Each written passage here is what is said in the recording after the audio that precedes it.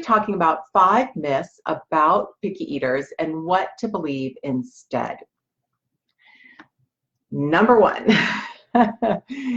I know everybody out there is going to start nodding. No kid will starve. We hear that all the time as pediatric feeding specialists, and it's often from well-meaning physicians or daycare workers or grandma and grandpa, and no offense to anybody who's ever given that advice. I heard Dr. Phil give that advice one time on his television show. But it is a myth, and let me set you straight. Kids who eat a very limited number of foods are indeed starving. They're deprived of adequate nutrition. Most won't die, thank goodness, but they won't grow very well, and they'll stall in both height, weight, and unfortunately, maybe even brain growth. And that's why we become so concerned about these children's cognition and their overall ability to thrive.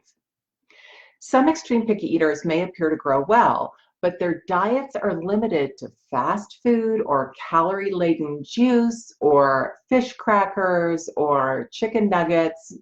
We all know what we're struggling with when it comes to our picky eaters. And nutritionally, they're starving. Many of these kids require extra supplements in order to gain good nutritional health until we can get them on the road to more adventurous eating. Okay, number 2. Oh, just wait, he'll grow out of it. Have you heard that one before? Well, some kids do, but many do not. Up to 25% of typically developing children will develop what we call a feeding disorder. And of course, we see feeding disorders in children with special needs as well. But it's surprising to many parents that at least 1 out of 4 children who are typically developing may develop a feeding disorder. Feeding disorders are not eating disorders. Eating disorders are more focused on body image. That's not what we're talking about here. Feeding disorders encompass a child's willingness to eat a variety of foods as they mature. In other words, feeding is developmental. You've heard me say that before. Pediatricians don't recommend that we wait for a child to grow out of crawling in order to learn to walk. And we don't want to wait for your child to grow out of picky eating either. We want to keep a close eye on them and make sure they don't get stuck in that chicken nugget rut. Okay, number 3. Oh, all kids are picky. Well, that's a little bit like saying that all kids have trouble with math. That's just not true. The truth is that some kids are adventurous eaters and some kids are not. But waiting for a child to become an adventurous eater may take a very long time, if it happens at all. And so knowing the guidelines to help children get on the path to adventurous eating, no matter where they're starting, is really, really important. And I'm hoping that's why you're tuning in tonight. Okay, number 4. This is one I heard the other day. Oh, he's just being stubborn. He's strong-willed. Okay, not to repeat myself too often, but let me repeat that just like saying kids who don't do well in school are being stubborn, or they're just strong-willed because they won't do their homework, or they're not doing well in their classroom work. Well, kids don't do well eating because they have trouble with either their physiology, their sensory system, their motor skills. And yeah, sure, you know, behavior and personality come into play, and parenting comes into play too.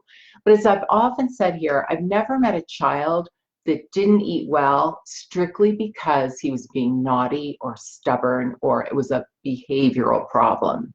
That child is typically protecting their body.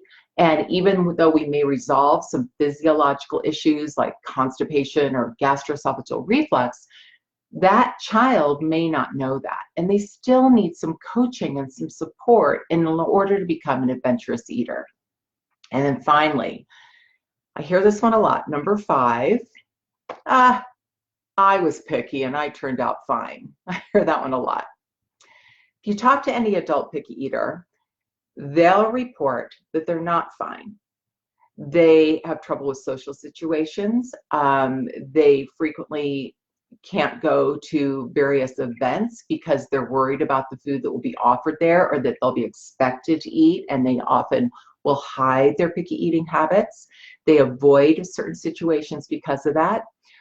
Dating is really tricky because the love interest becomes less tolerant of their partner's selective eating habits. And then when they decide to have a family of their own, it's really important that we model good eating habits for these kids as well. And if mom or dad are already a picky eater, that can create its own set of challenges. So this idea that they turned out fine isn't really true.